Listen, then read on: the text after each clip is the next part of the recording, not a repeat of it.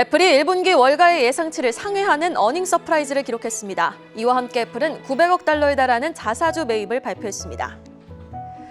올해 1분기 미국의 경제 성장률이 연율 마이너스 1.4%로 집계됐습니다. 미국의 분기 성장률이 마이너스로 돌아선 것은 팬데믹 이후 처음입니다. 일본은행이 기준금리를 마이너스 0.1%로 동결하고 장기금리인 10년물 국채금리는 제로로 유도하는 장단기 금리 조작을 유지하기로 결정했습니다. 대규모 통화정책 완화 기조로 강화하기로 한 일본은행 결정에 일본 엔화는 20년 만에 달러당 130엔을 돌파했습니다. 중국 내 코로나 확산으로 물류 정체가 심각해지자 리커창 총리가 직접 문제 해결을 지시했다고 인민일보가 보도했습니다.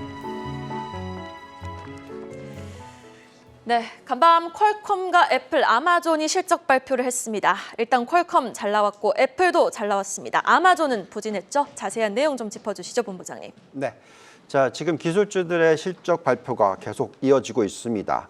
상당히 변동성을 유발하는 실적 발표라고 생각이 들고요.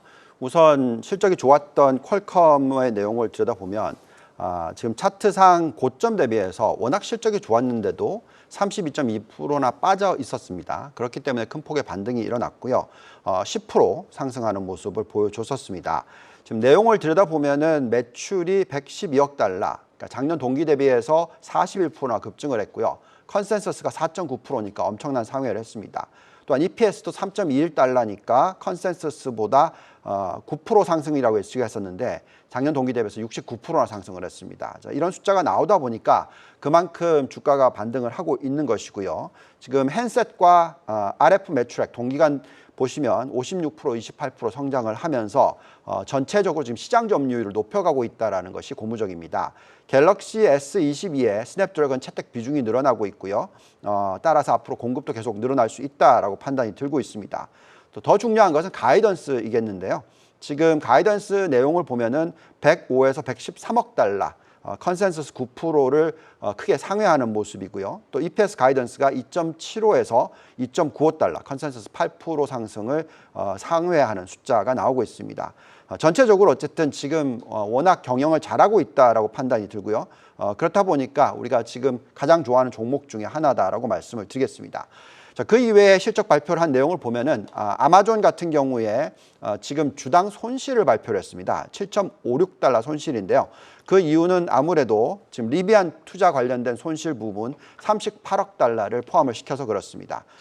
매출이 1164.4억 달러가 나오면서 예상치인 1163억 달러보다는 높게 나왔습니다만 앞으로의 어떤 미래에 대한 전망치가 지금 실망을 가져다 주면서 급락, 9%대 급락을 하고 있는 상황입니다. 그 이외에도 인텔의 실적이 발표가 됐었는데 이 주당 순이익 87센트, 예상치 81센트 대비 높게 나왔고요. 매출도 183.5억 달러, 예상치보다 높게 나왔습니다만 가이던스에 대한 실망 때문에 지금 시간 외에서 4% 이상 급락을 하고 있습니다. 자, 애플의 주가는 지금 변동성이 좀 심합니다. 주당 순이익이 1.52달러, 예상치 1.43달러보다 높게 나왔고요. 매출이 972.8억 달러, 예상치인 938.9억 달러보다 훨씬 높게 나왔습니다. 900억 달러 자사주 매입 발표를 했는데도 불구하고 지금 시간 외에서 올랐다 내려갔다 지금 변동성이 심합니다. 지금 현재는 마이너스 2% 숫자가 나오고 있고요. 역시나 지금 현재 시점에서는 미래에 대한 걱정을 좀 하고 있다라고 보시면 되겠습니다. 지금 애플의 주가도 변동성이 워낙 심하고 전체적으로 이 기술주에 대한 매력도를 좀 들여다보면은 종목 선별이 너무나 중요하다고 말씀을 드리겠는데 지금 보시면 퀄컴에 대해서는 워낙 매력도가 있다고 생각합니다. 그렇지만 애플이나 아마존 같은 경우에 상승 여력이 지금 남아 있기는 하지만 그 매력도는 지금 밸류에이션 상에서 변동성을 유발할 만한 부분이라서 우리는 지금 현재 계속 말씀을 드립니다만 종목 선별이 굉장히 중요한 변동성 구간이다라고 말씀을 드리겠습니다. 와우, 퀄컴 상승 여력 322%로 확인되고 있네요. 자, 실적 발표 뉴스 체크해봤고요. 이어서 미국 1분기 경제 성장률 뉴스도 한번 체크해보도록 하겠습니다. 예상치를 못 미치는 하락을 보였죠.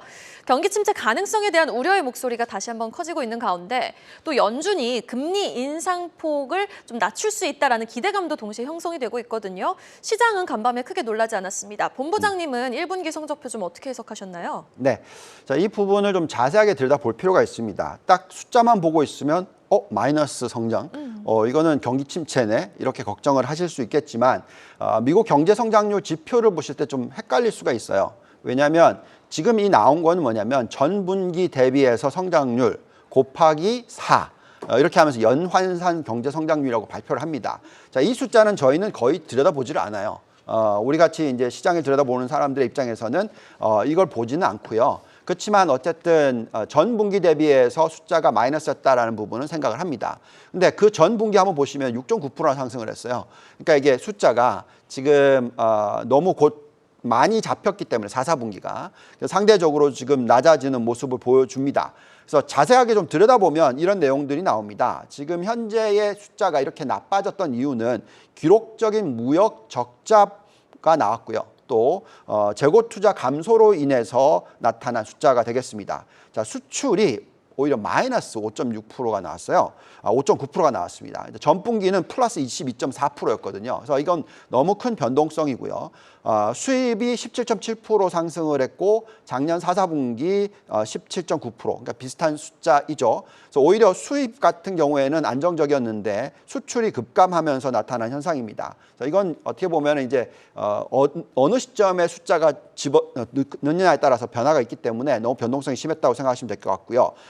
사실 더 중요한 부분은 비주거용 소비 지출 이 숫자가 2.7% 성장을 했고 전 분기에 2.5%보다 높아졌습니다. 또 고정 투자 부분이 7.3% 숫자가 나왔는데 전 분기 2.7%보다 높아졌습니다. 그래서 이런 부분을 놓고 봤었을 때는 어쨌든 다음 분기의 성장률은 상당히 괜찮을 것이다라고 예측하시는 것이 좋겠습니다. 물론 지금 여전히 경기 침체에 대한 두려움을 가지고 있기 때문에 시장의 변동성이 야기가 될 수가 있습니다. 그래서 앞으로의 어떤 성장률을 보면서 판단해야 되겠는데요. 저희가 지표를 들여다볼 때 어떤 숫자를 보냐면 GDP 성장률에 있어서는 작년 동기 대비한 성장률을 보고요. 그 숫자가 전 분기 대비해서 상승하는 주기가 들어올 때는 그 분기에 증시가 올라갈 확률이 70%가 넘는다라고 저희가 분석을 해봅니다. 그렇다는 것은 1, 4분기 지금 떨어졌죠? 그렇기 때문에 당연히 안 좋고요. 근데 2, 4분기는 1, 4분기의 성적보다는 훨씬 좋은 숫자가 나올 거라면 2, 4분기의 증시는 상승할 수 있다라는 생각도 가지고 있습니다. 어쨌든 지금 현재는 계속적인 변동성 야기 구간, 경기 침체에 대한 우려 구간이기 때문에 이런 어떤 변동성 앞으로 3개월 정도 있을 수 있는 부분을 잘 버텨내야 된다라고 말씀을 드리겠습니다.